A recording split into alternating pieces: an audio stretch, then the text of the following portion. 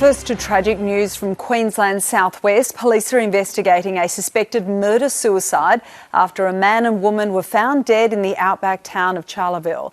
Garth Burley joins us from Brisbane. Garth, mystery surrounds these deaths still. Sally, good afternoon. Police say they're still examining what led to this violent crime scene in Queensland's northwest. Police were called to the Charleville property yesterday afternoon and say they were met with weapons and threats to their own safety. They quickly locked down multiple streets, declaring an exclusion zone, calling in tactical teams all the way from Brisbane, 800 kilometres away, flying in. But as officers on the ground retreated, they noticed someone else was there. A young child was located at the front of the residence, at the front stairs, and police actually put themselves back into what I consider to be harm's way to remove that child from the premises, and that child was taken to hospital and is unharmed, thankfully. Homicide detectives will now investigate whether this is an act of domestic violence. All right, thank you very much, Garth. And if you or anyone you know needs help, you can call 1-800-RESPECT at any time.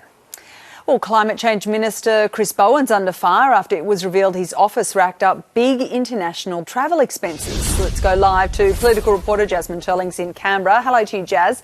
Now, taxpayers have forked out hundreds of thousands to fund the minister's itineraries. That's right, Sally. It's worked out to more than $345,000 to fund these international trips by Minister Bowen and his staff in the past financial year alone. The latest expenditure reports released by the Independent Parliament Expenses Authority show between April and June this year, the minister and his staff racked up more than $87,000 in travel costs. Now, that includes more than $41,000 for a 6-day trip in June to Germany and Singapore, and $45,000 for a tour of Denmark and Finland in May. Now, these trips involve the government's bid to shore up energy and fuel security, but the opposition has called the sheer cost into question. Now, we put that to Minister Bowen's office, which in a statement says the minister regularly engages with counterparts and at international events via video conference. International travel is used only when other communication means are deemed ineffective at pursuing the government's agenda. As the government is still under fire at the moment for delaying an announcement on immigration policy. Yes, that's right, Sally. The Home Affairs Minister was due to deliver that speech today outlining reforms for the government to meet its net overseas migration targets. But those plans to slash arrival numbers has raised concern with the business groups. But One Nation leader Pauline Hanson, as you expect, has a different take.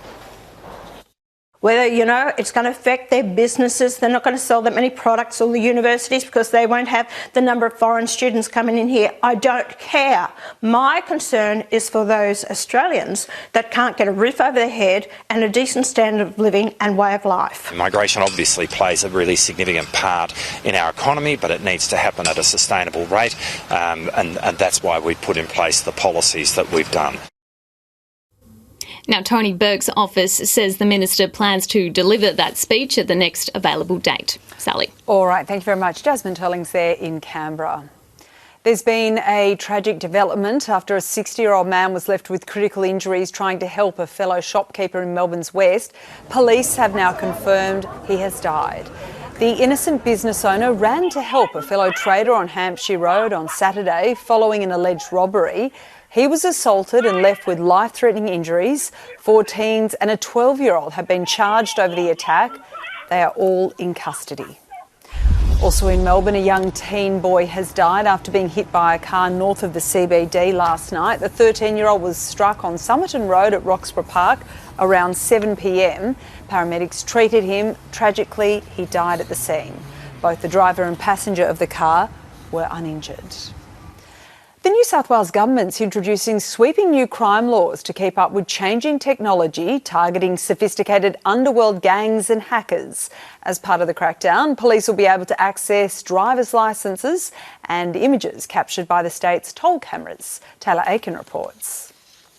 Well, we carry them around in our pockets, either on our phones or in our wallets. But soon, the photos on New South Wales driver's licences will be shared with a national database in a bid to combat identity fraud.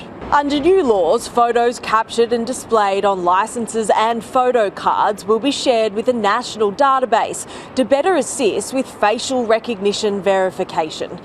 1 in 4 Australians are a victim of identity fraud each and every year, with the New South Wales government claiming this new legislation will better protect individuals by adding an extra layer of verification in case of a data breach. This is a safety mechanism for individuals so that they can't fraudulently have their identity stolen by crooks. Under the change, when a criminal syndicate attempts to use stolen information to access something like a bank account, the addition of facial verification would alert the bank that they are not the legitimate owner. We want to make sure the laws on the books are fit for the kinds of crimes that we're trying to tackle in our state. The New South Wales government also set to introduce new laws for police to access unredacted images of drivers captured on toll cameras for police to try and track getaway cars or cars using cloned number plates. But without the numbers in the New South Wales Parliament, Labor will need to rely on the crossbench and the Greens to make sure these tough new crime laws pass the Parliament. Radio veteran Alan Jones is back in court today as his high-profile indecent assault trial continues in Sydney. A non-publication order is keeping proceedings under wraps as Jones's barrister continues cross-examination of the first accuser, known as Complainant J. The judge has reserved a decision on whether that evidence can be made public until the cross-examination is complete.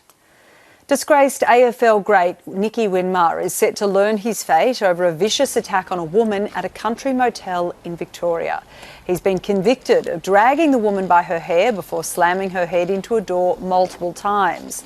He arrived at the Bendigo Magistrates Court this morning for a pre-sentence hearing where his lawyers will seek a non-custodial sentence. Since his conviction, Winmar has been removed from the AFL Hall of Fame. The government is cracking down on the sale of unsafe e-bikes and e-scooters amid ongoing crashes around the country, many of them fatal. James Carmody has the details.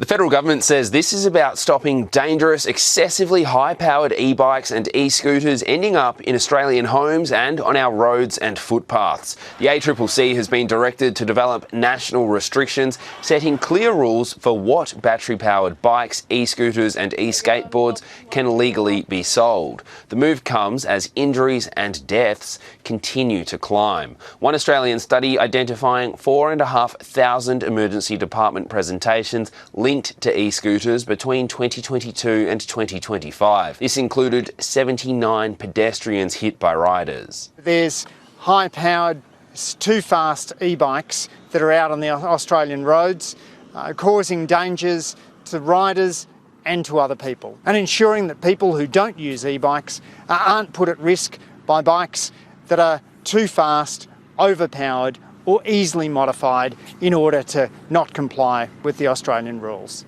But this won't create one national set of riding rules. States and territories will still decide who can ride, how fast and where, but transport ministers earlier agreed to adopt an international standard used in Europe, which ensures a bike's motor cuts out when it reaches 25 kilometres per hour and when the rider stops pedalling. It also requires safety testing of batteries and brakes. In 7 News at 4 and 6, we'll have the details on the ACCC standards and how it might work.